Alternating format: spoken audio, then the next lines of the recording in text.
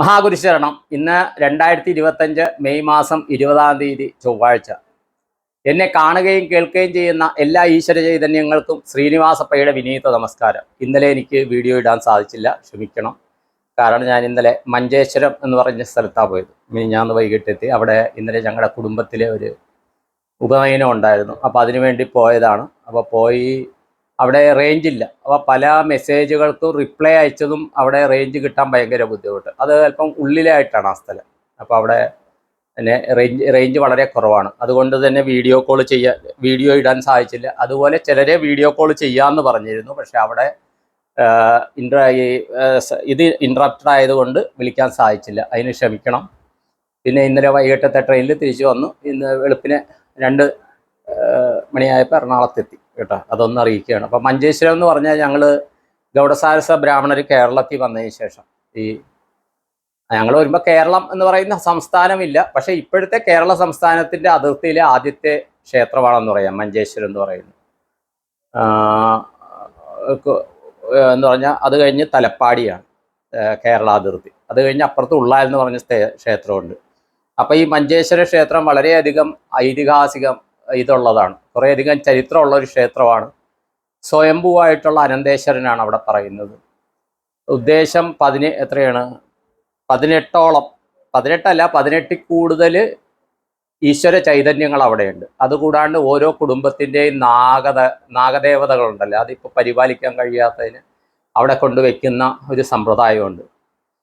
ഇപ്പോൾ ജസ്റ്റ് അവിടുത്തെ ചരിത്രം ഒന്ന് പറഞ്ഞു തുടങ്ങാമെന്ന് വിചാരിച്ചു. ചരിത്രമല്ല, അവിടെ എത്ര ദേവതകൾ ഉണ്ടെന്നുള്ളത്, അതാണ് ആ സ്ഥലത്തിൻ്റെ പ്രാധാന്യം. കാസർഗോഡ് നിന്ന് ഉദ്ദേശം 30 കിലോമീറ്ററോളം വടക്കോട്ട് മാറി അത് കൊസങ്കടിയ എന്താണ്ടെന്ന് പറഞ്ഞ സ്ഥലമുണ്ട്. അതിൻ്റെ ഉള്ളിലേക്ക് 2-3 കിലോമീറ്റർ പോകണം. കൊസങ്കടി എന്ന ഒരു ഹൈവേയിലൊരു സ്ഥലമുണ്ട്. അവിടെ നിന്ന് ഉള്ളിലോട്ട് പോകണം ഈ മഞ്ചേശ്വരം എന്ന് പറഞ്ഞ സ്ഥലം. ശ്രീമദ് അനന്തേശ്വര ക്ഷേത്രം എന്നാണ് അതറിയപ്പെടുന്നത്. അപ്പോൾ അതിലെ ആദ്യത്തെ പ്രധാന ഇത് ഭൂദേവി. ഞാനിത് നോക്കി വായിക്കുകയാണ് കേട്ടോ, ക്ഷമിക്കണേ. ശ്രീദേവി ഭൂദേവി സഹിത ഭദ്രനരസിംഹയാണ് അവിടുത്തെ പ്രധാന വിഗ്രഹം, പ്രധാന പ്രതിഷ്ഠ. അത് കഴിഞ്ഞ് ശ്രീദേവി ഭൂദേവി സഹിത ഉഗ്ര നരസിംഹമുണ്ട്. ഭദ്രനരസിംഹമുണ്ട്, ഉഗ്ര നരസിംഹമുണ്ട്. നരസിംഹദേവരുടെ പല ഭാവങ്ങളുണ്ട് അവിടെ.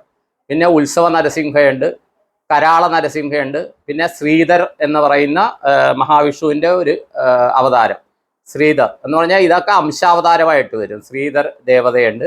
അതുകൂടാണ്ട് ലക്ഷ്മി നരസിംഹയുണ്ട്. പിന്നെ കൃഷ്ണദേവരുണ്ട്, നമ്മുടെ ശ്രീകൃഷ്ണൻ തന്നെ. പിന്നെ ലക്ഷ്മി നാരായണൻ, പിന്നെ വിട്ടളമൂർത്തിയുണ്ട്. അതുകൂടാണ്ട് വേദവ്യാസൻ, ഞങ്ങളുടെ കുലഗുരു പ്രധാനമായിട്ട് ആരാധിക്കുന്ന ദേവതയാണ് വേദവ്യാസ മഹർഷി. അപ്പോൾ വേദവ്യാസ മഹർഷിയും അവിടെ വേദവ്യാസ വിഗ്രഹവും വെച്ച് ആരാധിക്കുന്നുണ്ട്, പൂജ ചെയ്യുന്നുണ്ട്. പിന്നെ ലക്ഷ്മി നരസിംഹസ്വാമിയുണ്ട്. പിന്നെ അനന്തേശ്വര ഉദ്ഭവലിംഗയുണ്ട് അവിടെ. അനന്തേശ്വര ഉദ്ഭവലിംഗ അത് സ്വയംഭു ലിംഗമാണെന്ന് പറയുന്നു. പിന്നെ ശേഷരൂപി സുബ്രഹ്മണ്യ സ്വാമിയുണ്ട്. അത് 3 തരത്തിൽ 3 വിഗ്രഹങ്ങളാണ്. ശേഷരൂപി സുബ്രഹ്മണ്യ സ്വാമിയുടെ 3 വിഗ്രഹങ്ങൾ അവിടെയുണ്ട്. പിന്നെയുള്ളത് അവിടെ നന്ദീശ്വരൻ, കുബേരൻ, വരുണൻ, വീരഭദ്ര ആൻഡ് ചന്ദ്രമൗലീശ്വര, ഇത്രയും ദേവതകൾ കൂടി അവിടെയുണ്ട്. അപ്പോൾ അവിടുത്തെ വേറൊരു പ്രത്യേകത എന്താണെന്ന് പറഞ്ഞാൽ അവിടുത്തെ ശ്രീകോവിലിൻ്റെ ഉള്ളിൽ ആ സിംഹാസനം വെച്ചിട്ടുണ്ട് ഈ വിഗ്രഹങ്ങളൊക്കെ വെക്കണേ. അതിൻ്റെ പുറകിൽ ചെതൽപുറ്റുള്ള സ്ഥലമാണെന്ന് പറയുന്നെന്നുള്ളതല്ല, അതാണ് സത്യം. പക്ഷേ നമുക്കത് കാണാൻ പറ്റില്ല. ഇതിൻ്റെ പുറകിൽ ചെതൽപുറ്റ് വളർന്നു നിൽക്കുന്ന, ഫുള്ളായിട്ട് ചെതൽപുറ്റ് വളർന്നു നിൽക്കുന്ന സ്ഥലമാണ്. അപ്പോൾ ഈ ആരതി കാണിക്കുമ്പോൾ ആ പുറകിൽ ആ ചെതൽപുറ്റിൻ്റെ അവിടെയൊക്കെ കാണിച്ചിട്ടാണ് റൗണ്ട് ചെയ്ത് പുരോഹിതം കൊണ്ടുവരുന്നത്. അത്രയ്ക്ക് ചരിത്ര പ്രാധാന്യമുള്ള ക്ഷേത്രമാണ്. വളരെയധികം പവർഫുള്ളായിട്ടുള്ള കാര്യം. നമ്മൾ എവിടെ ചെല്ലുമ്പോഴും നമ്മൾ അവിടുത്തെ ഇതിനെ മനസ്സിലാക്കുക, അല്ലേ, എന്താണ് സാന്നിധ്യം മനസ്സിലാക്കുക. നമ്മുടെ പുതിയ ഇത് പറഞ്ഞാൽ എനർജി എന്ന് പറയും. അപ്പോൾ അത് മനസ്സിലാക്കുമ്പോൾ തന്നെ അതിൻ്റെ പുറകിൽ പടിഞ്ഞാറോട്ട് നോക്കിയാണ് ഈ ക്ഷേത്രം ഇരിക്കുന്നത്. അതിൻ്റെ വലതുവശത്ത് എന്ന് പറഞ്ഞാൽ കിഴക്ക് വടക്ക് മൂലയ്ക്ക് ക്ഷേത്രത്തിൻ്റെ ശ്രീകോവിലിൻ്റെ പുറകിൽ അവിടെ ഗണപതിയുണ്ട്. അത് വേറൊരു ശ്രീകോവിലായിട്ട്, ഉപശ്രീകോവിലായിട്ട്. ഇതെല്ലാം 4 അമ്പലത്തിനുള്ളിലാണ് കേട്ടോ. അതുകൂടാണ്ട് തെക്ക് കിഴക്കേ മൂലയ്ക്ക് പടിഞ്ഞാറോട്ട് നോക്കി തന്നെ ഭഗവതിയുണ്ട്. അതുകൂടാണ്ട് വലതുവശത്ത് എന്ന് പറഞ്ഞാൽ പരസ്പരം നോക്കി ഗരുഡനും ഹനുമാനും ഉണ്ട്. അവിടെ. അതുകൂടാണ്ട് ഞങ്ങളുടെ കാശിമഠം എന്ന് പറഞ്ഞാൽ ഞങ്ങളുടെ ഇത് മഠപരമ്പര അതിലെ ബ്രാഞ്ച് അവിടെയുണ്ട്. അവിടെ 2 സ്വാമിജിമാർ, ഒരു ഗുരുവും ശിഷ്യനും പല കാലഘട്ടങ്ങളിലായിട്ട് അവിടെ സമാധിയായതാണ്. അപ്പോൾ അവിടെ പോയത് ഇന്നലെ പോയപ്പോൾ അവിടെ അവരുടെ റിലേറ്റീവിൻ്റെ വീട്ടിൽ പോകാൻ സാധിച്ചു. ഇത് ക്ഷേത്രത്തിൻ്റെ കോമ്പൗണ്ടിനോട് ചേർന്നാണ്. 150 വർഷത്തിന് മേലെ പഴക്കമുള്ള ഒരു വീടായിരുന്നു. അപ്പോൾ വീട്ടിൽ കയറി അവിടുത്തെ പൂജാ റൂം കയറുമ്പോൾ തന്നെ ഭയങ്കര ശരീരം എന്ന് പറഞ്ഞാൽ നമ്മുടെ ഓറയൊക്കെ ഭയങ്കരമായിട്ട് വൈബ്രേറ്റ് ചെയ്യുന്നതായിട്ട് ഫീലായി. അപ്പോൾ അവരോട് ചോദിച്ചപ്പോൾ അത് പരമ്പരാഗതമായിട്ട് അവിടെ സന്ധ്യാവന്ദനം ജപ ഒക്കെ ചെയ്തുകൊണ്ടിരുന്ന റൂമാണത്. അപ്പോൾ അവിടെ വെച്ച് നമ്മുടെ നാളികേരമാണല്ലോ മെയിൻ, നാളികേരം വെച്ച് എനർജി നോക്കി അവർക്ക് തന്നെ അതിശയായിപ്പോയി. അവർക്കും ആ ഇതിനകത്ത് കയറുമ്പോഴത്തേക്കും അവർക്കും ആ രോമകൂപങ്ങൾ എഴുന്നേറ്റതും അങ്ങനെയൊക്കെ ഇതുണ്ട്. ഒരു ചെറിയ തണുപ്പുണ്ട് ആ റൂമിനകത്ത്. അപ്പോൾ അവർ പറഞ്ഞതനുസരിച്ച് ഈ മഞ്ചേശ്വര ക്ഷേത്രത്തിൽ പണ്ട് ഇതുണ്ടായിരുന്നു. ഈ പല വടക്കേ ഭാഗത്ത്, പ്രത്യേകിച്ച് കർണാടക, ഇതിൽ നമ്മൾ കാന്താര സിനിമ കണ്ടിട്ടുണ്ട്. ഈ കാന്താര സിനിമ പോലെ അവിടുത്തെ ദേവതയുടെ സാന്നിധ്യം, ആ ആവേശം വരുന്ന ആൾക്കാർ കാണും. അപ്പോൾ അവരെ ദർശനപാത്രി എന്നാണ് പറയുന്നത്. കാന്താര സിനിമയിൽ അത് നർത്തകരു എന്നാണ് പറയുന്നത്. ആ ദേവരുടെ ഇതെടുത്തിട്ട് നമ്മുടെ തെയ്യം പോലെയൊക്കെ തന്നെ വേഷഭൂഷാദികൾ ഇട്ടിട്ട് ആ ദേവതയുടെ ഇത് വന്നിട്ട് നമ്മുടെ ഇവിടെയൊക്കെ വന്നു കഴിഞ്ഞാൽ കോമരം വെളിച്ചപ്പാടെന്നൊക്കെ പറയും. അപ്പോൾ അങ്ങനെ ചെയ്യുന്ന ഒരു ഫാമിലിയുടെ ആയിരുന്നു ആ വീട്. അപ്പോൾ അവിടെ 4-5 തലമുറയ്ക്ക് മുമ്പ്, ഉദ്ദേശം 150 വർഷങ്ങൾക്ക് മുമ്പ്, ഈ പാത്രിയായിരുന്ന വ്യക്തിക്ക് കാശിയിൽ പോകണമെന്ന് ആഗ്രഹം. അപ്പോൾ ഇദ്ദേഹം കാശിയിൽ പോകണമെന്ന് ആഗ്രഹം ഉണ്ടെങ്കിൽ ആ ദേവത അനുഗ്രഹിച്ച് വരുമ്പോൾ, ഇദ്ദേഹത്തിൻ്റെ ശരീരത്ത് തന്നെ അനുഗ്രഹിച്ച് വരുമ്പോഴത്തേക്കും ആ ദേവതയുടെ പെർമിഷൻ വാങ്ങിക്കാൻ കുടുംബക്കാരെ ചട്ടം കെട്ടി. ആ ദേവതയോട് ചോദിക്കും, ഇങ്ങനെ ഈ ആൾക്ക് ദർശനപാത്രിക്ക് അദ്ദേഹത്തിന് കാശിയിൽ പോകണം, അതിന് അനുവാദം ഉണ്ടോ എന്ന് ചോദിക്കുന്നു. അങ്ങനെ ഒരു പ്രാവശ്യം ചോദിച്ചു, ഇല്ല എന്ന് പറഞ്ഞു. അപ്പോൾ പോകേണ്ടത് ആ തുള്ളിക്കൊണ്ടിരിക്കുമ്പോഴത്തേക്കും അദ്ദേഹം പ്രവചിക്കുകയാണത്, ആ ദേവതയാണത് പ്രവചിക്കുന്നത്. പക്ഷേ അത് പോകേണ്ടത് ആ തുള്ളിക്കൊണ്ടിരിക്കുന്ന വ്യക്തിപരമായിട്ടാണ്. പക്ഷേ ഈ പറയുന്നത് അദ്ദേഹം അറിയുന്നില്ല, അദ്ദേഹത്തിന് ബോധ മനസ്സിൽ അറിയുന്നില്ല. അപ്പോൾ ഇത് കഴിഞ്ഞപ്പോൾ അവർ പറഞ്ഞു, ഇല്ല പോകണ്ടെന്നാണ് അരുൾപ്പാടുണ്ടായിരിക്കുന്നത്.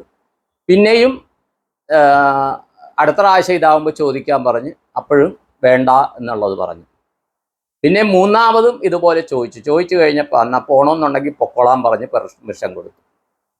പൊക്കോളാൻ പറഞ്ഞ് പെർമിഷൻ കൊടുത്തിട്ട് ഇദ്ദേഹം പോയി. അപ്പോൾ ഇതിനൊരു നിബന്ധനയുണ്ടത്തെ, ആ ദർശനപാത്രി എന്തൊക്കെ ആഭരണഭൂഷിതനായോ അതൊരിക്കലും അഴിക്കാൻ പാടില്ല. വീട്ടിലാണെങ്കിലും എവിടെ പോവുകയാണെങ്കിലും അദ്ദേഹം അഴിക്കാൻ പാടില്ല. എന്താണോ ഏത് വസ്ത്ര ഇതാണോ അതുപോലെ വേണം. അപ്പോൾ അതിൽ ചില പട്ട പോലെ എന്തോ സ്വർണ്ണാഭരണം എന്തോ ഉണ്ടായിരുന്നു. ഇദ്ദേഹം കാശി പോയി, അത് കഴിഞ്ഞ് ഗയയിൽ പോയി. ഗയയിൽ പോകുമ്പോഴത്തേക്കും 150 വർഷത്തിന് മേലായിരുന്നു ഇത്. ഗയയിൽ പോയപ്പോഴത്തേക്ക് ഇദ്ദേഹത്തിൻ്റെ ആഭരണം ഒക്കെ കൈക്കലാക്കാനായിട്ട് ഇദ്ദേഹത്തിനെ വധിച്ചു, ഈ വ്യക്തിയെ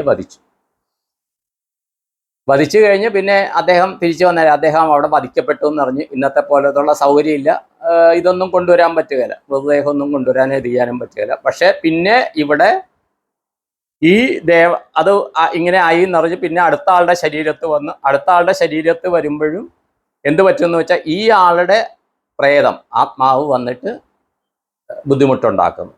ആരുടെ ഇതിലാണ് വരുന്നത്. പിന്നെ അദ്ദേഹത്തെ ആ ദർശനപാത്രിനെ വേണ്ട വിധത്തിൽ ചടങ്ങുകൾ ചെയ്ത് അവിടെ അദ്ദേഹത്തിന് മോക്ഷം ലഭിക്കാനുള്ള ഇത് ചെയ്തു. പിന്നെ ആ കുടുംബക്കാർക്ക് അവിടെ ക്ഷേത്രത്തിൻ്റെ ഒരു ഭാഗത്തായിട്ട് ദർശനം വന്ന ആൾ പറഞ്ഞ് അവർക്ക് അദ്ദേഹം ഈ ദർശനപാത്രിയായിരുന്നു. അപ്പോൾ ആ കുടുംബത്തിന് വേണ്ടി ഒരു ചെറിയ താമസിക്കാനുള്ള സ്ഥലം വിട്ടുകൊടുക്കണമെന്ന് പറഞ്ഞ് വിട്ടുകൊടുത്ത് അവിടെയാണ് പോയിട്ട് ഈ സാന്നിധ്യം ഞാൻ കണ്ടത്. അതുകൂടി ഞാൻ പങ്കുവയ്ക്കുന്നു.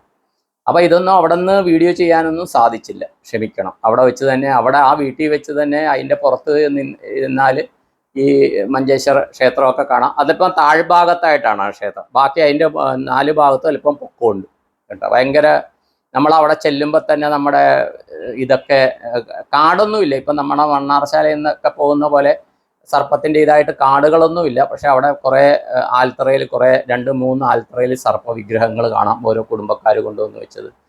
പിന്നെ നമ്മുടെ ഇവിടുത്തെ കേരളമാണെങ്കിൽ തന്നെ ഇപ്പോൾ കേരളത്തിലെ ഞങ്ങളുടെ ഗൗഡസാരസ ബ്രാഹ്മണ ക്ഷേത്രങ്ങളിൽ നാലമ്പലത്തിനുള്ളിൽ ഞങ്ങൾക്ക് പോലും പ്രവേശനമില്ല. പ്രത്യേക അധികാരപ്പെടുത്തിയ ആൾക്കാർ കുളിച്ച് ശുദ്ധമായിട്ട് വേണം അതിൽ കയറാനായിട്ട്. പക്ഷെ അവിടെ അങ്ങനെയില്ല, നാലമ്പലത്തിനുള്ളിൽ നമുക്ക് കയറാം. ആ ഭാഗത്ത് അവിടുത്തെ ആ കർണാടക സമ്പ്രദായമാണ് ഫോളോ ചെയ്യുന്നത്. അപ്പോൾ അങ്ങനെ ഒരു അനുഭവം ഇന്നലെ ഉണ്ടായി. അപ്പോൾ അവിടെയും ചെന്ന് എല്ലാവർക്കും വേണ്ടി പ്രാർത്ഥിച്ചു. അപ്പോൾ ചില ആൾക്കാരുടെ കാര്യത്തിന് അവിടെ വെച്ച് വീഡിയോ കോൾ ചെയ്യാം, ബ്ലസ് ചെയ്യണമെന്നൊക്കെ ഞാൻ വിചാരിച്ചായിരുന്നു. പക്ഷേ അവിടുത്തെ സാങ്കേതികത, നെറ്റിൻ്റെ സാങ്കേതികത കംപ്ലീറ്റ് സപ്പോർട്ടീവ് അല്ലാത്തതുകൊണ്ട് സാധിച്ചില്ല. അതിൽ ക്ഷമിക്കണം. പലരെയും ആ കാര്യം അറിയിക്കാൻ പോലും സാധിച്ചില്ല. അപ്പോൾ ഇന്നലെ ഞാൻ അവിടെ ദർശനം നടത്തിയ പുണ്യം, അവിടെ ഇരുന്ന് മെഡിറ്റേഷൻ ഉപാസനയൊക്കെ ചെയ്തതിൻ്റെ പുണ്യം എന്നെ കാണുന്ന കേൾക്കുന്ന ഏവർക്കും, കുടുംബാംഗങ്ങൾക്കും, നിങ്ങളുടെ അല്ല നമ്മളുടെ കുടുംബാംഗങ്ങൾക്ക് എല്ലാവർക്കും ആയുരാരോഗ്യ സൗഖ്യമായും സന്താന സൗഭാഗ്യമായും ധനധാന്യ സമൃദ്ധിയായും കുട്ടികൾക്ക് നല്ല വിദ്യാഭ്യാസം, ഉന്നത വിജയം, അവർ ആഗ്രഹിക്കുന്ന രീതിയിൽ സർവീസിലോ പ്രൊഫഷനിലോ ജോലിയിലോ അവർ ജോയിൻ ചെയ്ത് അവരാഗ്രഹിക്കുന്ന വരുമാനം ലഭിച്ച് അവർക്ക് ഓരോ കുലത്തിൻ്റെയും സംസ്കാരം അനുസരിച്ചുള്ള ജീവിത പങ്കാളി ലഭിക്കുവാനും, അതുപോലെ ഓരോരുത്തരും ചെയ്യുന്ന ബിസിനസ് ആകട്ടെ ജോലിയിലാകട്ടെ ഉത്തരോത്തരം വരുമാന വർധനവുണ്ടാകുവാനും, പിന്നെ ഓരോരുത്തരും ഏത് സമയവും പ്രൊട്ടക്ഷൻ, അത് വീട്ടിലാകട്ടെ ജോലി സ്ഥലത്താകട്ടെ യാത്രകളിലാകട്ടെ കുട്ടികളുടെ പഠന സ്ഥലത്താകട്ടെ പഠനാവശ്യത്തിന് ചെയ്യുന്ന യാത്രകളിലാകട്ടെ കുട്ടികൾ പഠനാവശ്യത്തിന് താമസിക്കുന്ന സ്ഥലങ്ങളിലാകട്ടെ എല്ലായിടത്തും പൂർണ്ണ സുരക്ഷിതത്വം ലഭിക്കുവാനും, അതുപോലെ ഓരോരുത്തരുടെയും കുടുംബത്തിൽ സന്തോഷം, സമാധാനം, സമൃദ്ധി, ഐക്യമത്യം എന്നിവ ഉണ്ടാകുവാനും, അതുപോലെ ഇപ്പോൾ +2-ൻ്റെ ഒക്കെ റിസൾട്ട് വന്നു, 10th-ൻ്റെ റിസൾട്ടൊക്കെ വന്നു, കുട്ടികൾ ഹയർ സ്റ്റഡീസിന് വേണ്ടി ശ്രമിക്കുകയാണ്. അവർക്ക് അവരുടെ ഭാവി ജീവിതം സുരക്ഷിതമാകുന്ന രീതിയിൽ നല്ല കോഴ്സുകൾ അവർക്ക് ലഭിക്കുവാനും, ഓരോ കോഴ്സ് കംപ്ലീറ്റ് ചെയ്യുന്നവർക്ക് അവർക്ക് അതനുസരിച്ചുള്ള നല്ല ജോലികൾ ലഭിക്കുവാനും സങ്കല്പം ചെയ്യുന്നു. അതുപോലെ എല്ലാവരുടെയും കുടുംബദേവത, കുലദേവത, ഗ്രാമദേവത, ഗുരുപരമ്പരകൾ, പിതൃക്കന്മാരുടെ അനുഗ്രഹം കൊണ്ട് എല്ലാവരുടെയും ജീവിതത്തിൽ സദാ സർവദാ സർവത്ര പോസിറ്റീവായ കാര്യങ്ങൾ നടക്കുവാനും, മനസ്സുകൊണ്ടും വാക്കുകൊണ്ടും പ്രവൃത്തി കൊണ്ടും പോസിറ്റീവായ കാര്യങ്ങൾ മാത്രം ചെയ്യുവാനും ആലോചിക്കുവാനും പ്രവർത്തിക്കുവാനും അതിൻ്റെതായ നൂറുമേനി പ്രതിഫലം പ്രപഞ്ചത്തിൽ നിന്ന് ആയുരാരോഗ്യ സൗഖ്യമായും ധനധാന്യ സമൃദ്ധിയായും കുട്ടികൾക്കുള്ള നല്ല കുടുംബജീവിതമായും കുടുംബത്തിൽ സമാധാനം, സന്തോഷം, ഐക്യമത്യമായും തിരികെ ലഭിക്കണമെന്ന് എൻ്റെ ഗുരുപരമ്പരകളെയും ഉപാസനാമൂർത്തികളെയും അതുപോലെ മഞ്ചേശ്വരത്ത് ഇന്നലെ ദർശനം നടത്തി ആ ദേവതകളോടും എല്ലാം പ്രാർത്ഥിച്ച് സങ്കല്പം ചെയ്തുകൊണ്ട് നിർത്തുന്നു. എല്ലാവർക്കും നന്ദി, നമസ്കാരം. All the best to all. Thank you all. നിങ്ങളുടെ സ്വന്തം ശ്രീനിവാസപ്പൈ. അപ്പോൾ തിരുവനന്തപുരത്ത് വരുന്നുണ്ട് ഈ മറ്റന്നാളെ. അപ്പോൾ അവിടെ വെച്ച് കാണേണ്ട ആൾക്കാർ ജസ്റ്റ് നേരത്തെ അറിയിക്കുക. അപ്പോൾ എവിടെയാണ് സ്ഥലം എന്താണെന്ന് ഞാൻ അറിയിക്കാം. മറ്റന്നാളെയാണ് കാണാം. 22-ാം തീയതിയാണ് അവിടെ വന്ന് ഒരു രാവിലെ ഒരു 10 മണി തൊട്ട് വൈകിട്ട് 4 മണി വരെ അവിടെ കാണും. അതൊന്ന് അറിയിക്കുകയാണ്. എല്ലാവർക്കും നന്ദി, നമസ്കാരം. All the best to all. Thank you all.